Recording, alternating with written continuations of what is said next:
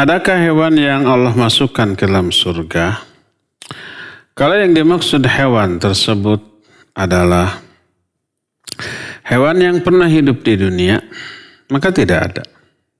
Karena apa? Karena hewan tidak mukallaf. Apapun jenis dari hewan tersebut. Ayam, kucing, kambing, sapi, anjing, dan seterusnya. Ya. Karena mereka apa? Tidak mukallaf. Mukallaf ini tidak dibebani kewajiban dan mereka tidak diciptakan untuk ibadah. Yang diciptakan untuk ibadah hanya dua makhluk. Yaitu apa? Jin dan manusia. Bukankah malaikat juga diciptakan untuk ibadah? Iya, tapi mereka ibadahnya adalah ibadah jabaliyah, bukan ibadah ikhtiyariyah. Ibadah jabaliyah itu ibadah yang memang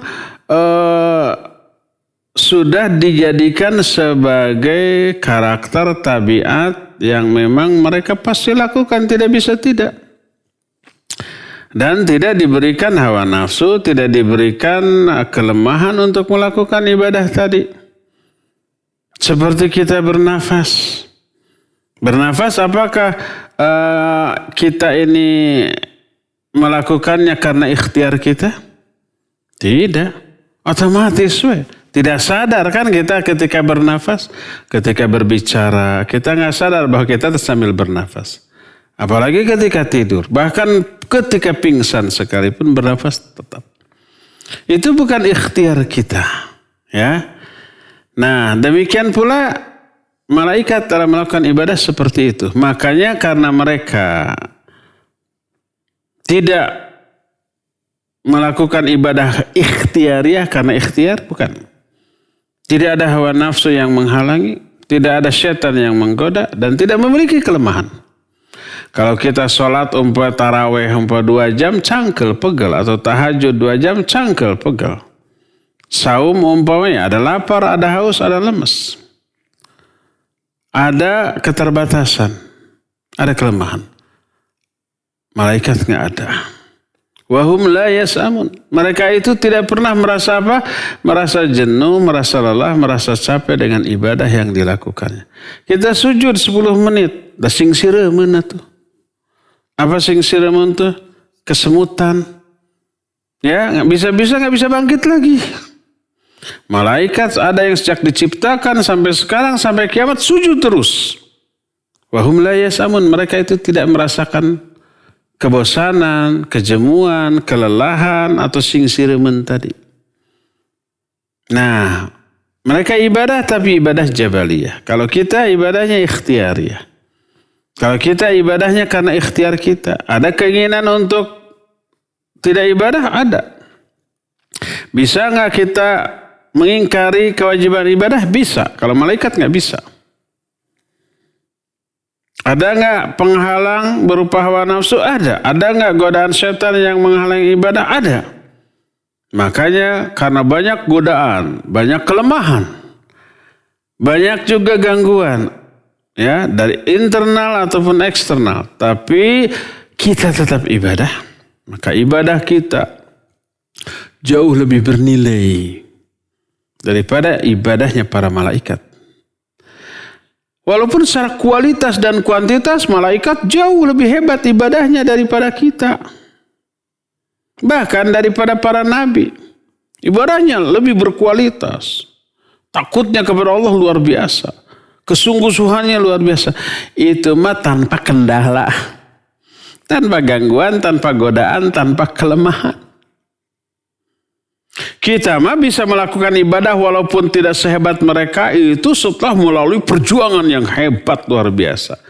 Ada hawa nafsu, ada godaan setan, ada kelemahan, ada keinginan kepada urusan-urusan dunia, tapi masih tetap bisa ibadah. Lebih berharga tuh. Ibarat main bola, satu gol yang kita bikin dengan susah payah karena apa dihalang-halangi oleh lawan. Di sliding kita jatuh ya, ditubruk, di apa-apakan, tapi kita bisa gocek. Akhirnya gol. Hanya satu-satunya dalam waktu 2 kali 90 menit hanya 1 gol. Iya, 2 kali 90 menit main bola teh.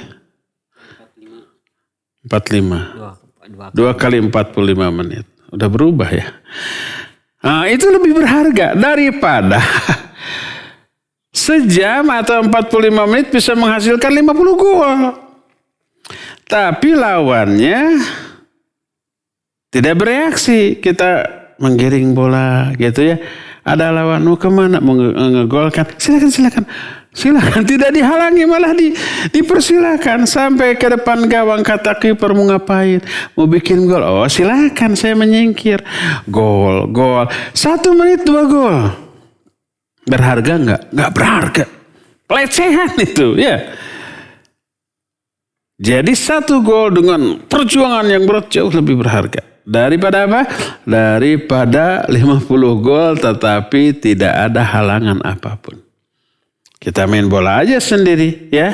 Selama setengah jam. Gak ada lawan. Atau setiap beberapa detik gol lagi, gol 100 gol. 30 menit. Gak ada harganya itu. Itulah yang membuat ibadahnya manusia lebih berharga, lebih bernilai daripada ibadahnya para malaikat. Walaupun secara kualitas dan kuantitas ibadah para malaikat jauh lebih hebat daripada yang dilakukan oleh manusia. Nah, jadi karena itulah maka manusia yang melakukan ibadah dipahalai. Dan manusia serta jin yang tidak melakukan ibadah diazab. Pahalanya surga, azabnya neraka. Adapun selain jin dan manusia tidak ada yang ke surga. Para malaikat tidak ada yang ke surga. Hewan juga tidak diberikan kewajiban untuk ibadah. Apapun bentuknya. Kalau ada hewan yang memiliki jasa besar. Seperti anjing Ashabul Kahfi. Ada yang jauh lebih besar jasanya daripada itu. Yaitu apa? Kuda-kuda yang ditunggangi oleh Nabi Muhammad SAW dan para sahabat ketika perang. Mereka jihad loh. Lebih capek daripada anjing tadi, ya enggak? Apakah kuda-kuda yang ditunggangi oleh Nabi SAW dan oleh para sahabat ketika perang, ke medan perang bertempur. Mungkin ada kuda yang luka dan mati. Ada pasti. Sebab kadang-kadang lawan itu tidak membidik orang karena orangnya lincah gitu. Bidik aja kudanya dulu. Setelah jatuh baru orangnya diserang. Ya enggak? Kudanya mungkin mati. Apakah kudanya itu mati syahid? Karena mati dalam keadaan perang membela agama Islam? Tidak. Karena mereka tidak mukallaf. Karena apa? Karena kalau para binatang yang punya jasa terhadap dakwah dan ibadah yang dilakukan oleh para nabi, oleh para sahabat, oleh para mujahid, oleh orang ahli tauhid, dianggap memiliki pahala dan masuk surga, maka harusnya sebaliknya. Binatang yang tidak punya jasa atau bahkan umpamanya memberi madarat kepada para nabi, kepada para sahabat, para ulama, para mujahidin, mestinya ke neraka. Tapi kan tidak. Seluruh binatang dibangkitkan. Nanti setelah mereka menyelesaikan urusan di antara sama mereka berupa qisas, mereka dikembalikan jadi tanah.